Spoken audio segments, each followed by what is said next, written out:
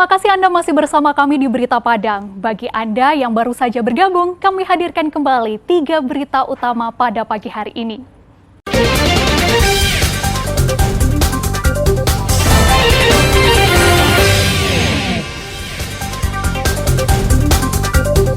Lahan persawahan di Kota Padang terus menyusut dari tahun ke tahun. Delegasi dari 8 negara tinjau pelayanan kesehatan ibu dan anak di Kota Solo.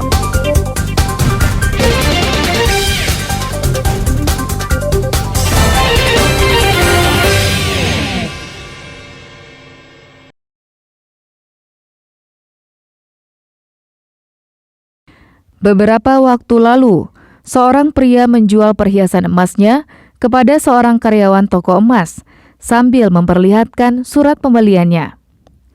Awalnya karyawan toko percaya begitu saja, karena yakin dengan surat bukti pembelian emas tersebut. Namun setelah diperiksa secara teliti, emas yang dijual pelaku ternyata sudah dicampur dengan emas palsu alias imitasi. Pemilik toko emas melaporkan kasusnya ke polisi. Berbekal rekaman kamera pengintai, polisi menyelidiki kasusnya. Pelaku ternyata pasangan suami istri yang bernama Ronald dan Fitria. Kepada polisi, keduanya mengaku telah 4 kali melakukan perbuatan yang sama. Tak hanya di Kota Padang, keduanya juga pernah beraksi di Pekanbaru Riau.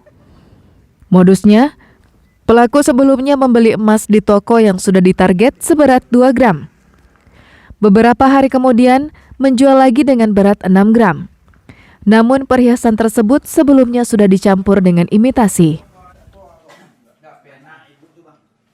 Kita menerima laporan dari korban ada pelaku yang pada saat itu diamankan sepasang laki-laki dan perempuan melakukan modus penipuan dengan menjual emas palsu. Mendapatkan berita tersebut, langsung tim Gelewang mengamankan yang bersangkutan pada hari itu juga. Menurut keterangan yang bersangkutan di Padang ini sudah melakukan aksi 4 kali, namun di daerah lain yang bersangkutan ada juga melakukan, terutama di Pekanbaru. Selain kedua pelaku, polisi juga menyita barang bukti sejumlah emas imitasi serta sebuah mobil. Kedua pelaku dijerat dengan pasal tentang penipuan dengan ancaman hukuman di atas 5 tahun penjara. Alfi melaporkan dari Padang.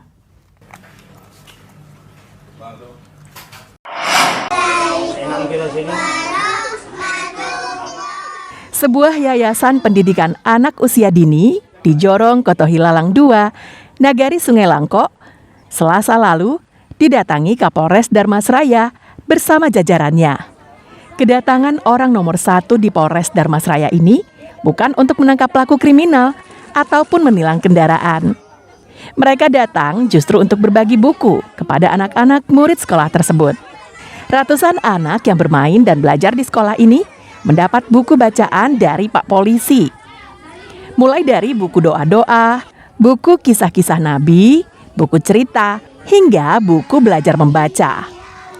Pembagian buku ini sebagai upaya peningkatan minat baca di kalangan anak-anak usia dini, serta memberikan literasi sesuai usia dan pemahaman mereka. Selain itu juga sebagai ilmu dasar bagi anak-anak sebelum menaiki jenjang pendidikan dasar.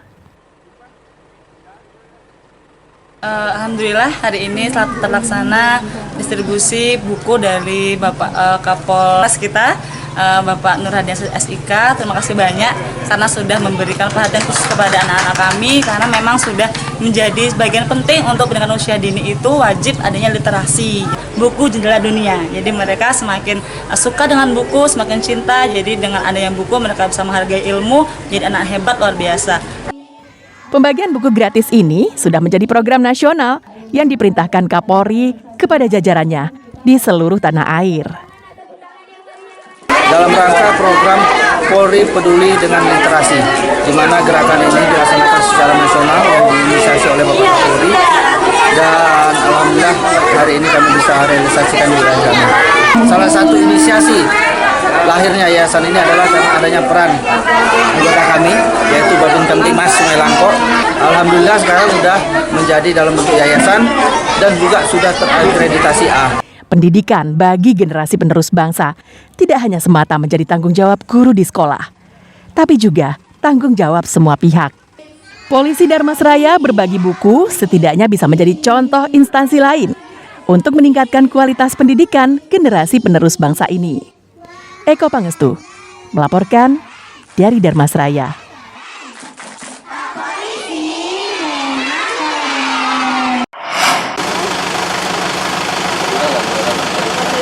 Delegasi dari Lembaga Kerjasama Internasional Japan International Cooperation Agency Selasa siang mendatangi pelayanan kesehatan yang ada di Kota Solo. Lembaga yang bekerja sama dengan Kementerian Kesehatan Republik Indonesia itu berkunjung untuk memantau sistem pelayanan kesehatan ibu dan anak di daerah ini. Para peserta berasal dari 8 negara, yaitu Kamboja, Kenya, Tajikistan, Timor Leste, Laos, Vietnam, Thailand, dan Madagaskar. Menurut salah seorang delegasi dari negara Kenya, hasil pantauannya, pelayanan kesehatan yang diberikan petugas kesehatan dinilainya sangat bagus dan mempunyai beberapa tahapan-tahapannya. Mulai dari proses registrasi hingga layanan pemeriksaan kesehatan. Bahkan menurutnya Kota Solo juga mempunyai kelebihan berupa kelas untuk ibu hamil dan balita, guna melihat tumbuh kembang anak. Kedatangan para delegasi dari mancanegara tersebut karena Kota Solo menjadi salah satu daerah percontohan dalam hal pelayanan kesehatan ibu dan anak, serta bagaimana penanganannya agar anak bisa tumbuh secara normal. Ini adalah kegiatan di mana ada knowledge sharing program yang mana ada 8 negara yang berkunjung ke kita, kemudian ditambah dengan 5 provinsi di Indonesia dalam rangka untuk penyerapan buku KIA bayi kecil.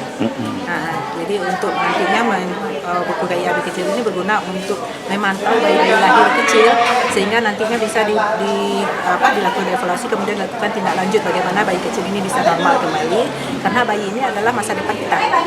Ada beberapa lokasi pelayanan kesehatan yang dikunjungi, yaitu Puskesmas Tanjung Paku, Posyandu Baik Budi Tanjung Paku, dan Kids and Moms Care atau klinik tumbuh kembang di daerah Tanah Garam, Kecamatan Lubuk Sikarah. Dari Solo, Garnadi melaporkan.